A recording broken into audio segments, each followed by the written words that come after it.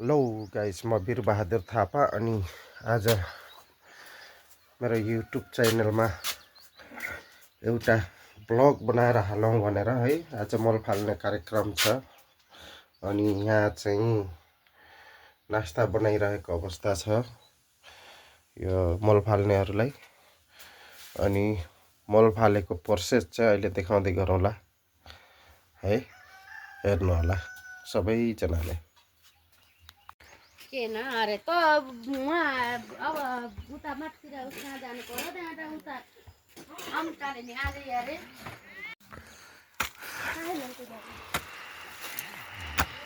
भर्न तैँले नि उताबाट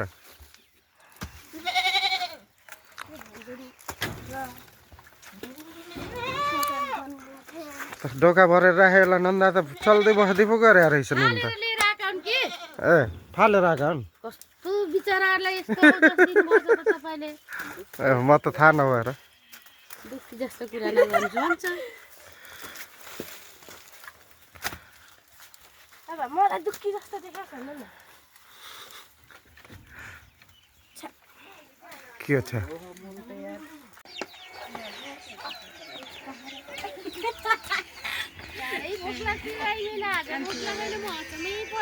भोक त लाखा अन्तिखेर किन त अहिले भोक लागेन र कता गएर दिदी मनिषालाई मनिषा त उ अरे के व्रत बसेको रे के भन्छ